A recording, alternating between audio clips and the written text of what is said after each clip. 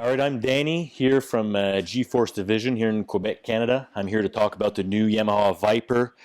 Incredible machine, a lot of potential, but we're especially really excited to talk about the new M.P.I turbo kit for this Viper. We are the main distributors for all of Eastern Canada, and we just received our first batch of turbo kits for the Viper, and we were really excited to put one on. So I installed the kit a couple days ago. I did some dyno work yesterday. I'm here to talk about the results. As you can see, the turbo kit installs very easily. It was a stage 1 M.P.I kit. Here's the turbo. The muffler, extremely quiet muffler. Not any louder than the stock muffler. We got the Wastegate. They install the original bung for the O2 meter on the sled, and they install an extra bung if you want to put a wideband on your machine. Intercooled system. We got the blow-off valve installed on the bottom tank here. Now on this particular kit, we decided to umph it up a little bit. We installed a head shim to lower the compression so we can raise the boost, because originally you want to run, if you got the stock head gasket, you don't want to go any higher than 5 pounds of boost. So with the head shim, you go up to 10 pounds of boost.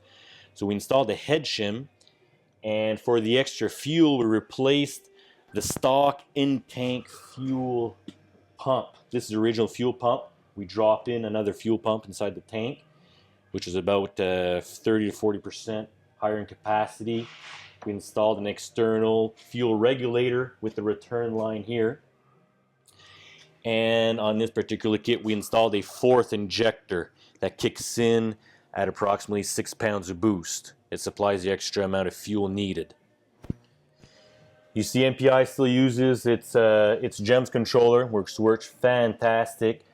We relocate some of the components on this side of the machine, like the thermostat housing, the vent box right here. It's all relocated on this side compared to the other side, which we installed the turbo, of course, in place. For the clutch setup, I'll show you a little later what we did to the clutching for the extra power, but I'll show you right now what we did on the dyno and show you some results.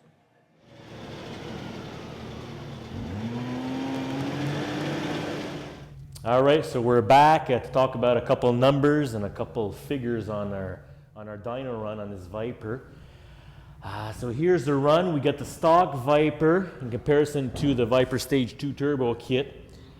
First of all, you can see the horsepower increase from the stock Viper to the turboed Viper. We've got a little over 9 horsepower per pound of boost increase, so we're making a little over 90 horsepower increase on this Stage 2 Viper. And I talked about 10 pounds of boost earlier.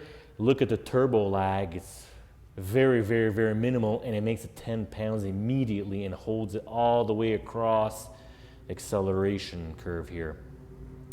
So the turbo lag is virtually invisible. Speedometer wise, which is acceleration, look at the difference between the turboed Viper and the stock Viper. The acceleration is much more aggressive, so we attain our top speed much quicker than the stock Viper. So the final result, this is an incredible machine with an enormous amount of potential. Like I mentioned before, this is a head shim we installed to lower the compression so we can raise the boost, always running on super unleaded fuel, 91 minimum octane. For the clutch components, we changed the clutch arms, so we use our G-Force arms that we can provide here, totally adjustable compared to the stock arms, so they shift harder. We also changed the rear Helix. They come with a stock 43-degree angle. We installed a 47-degree angle, a Yamaha Helix. And for the extra speed or extra gearing, instead of going in the chain case, we installed the Overdrive Sheath that we make here at G-Force. So I installed that to give that extra top speed that some are looking for.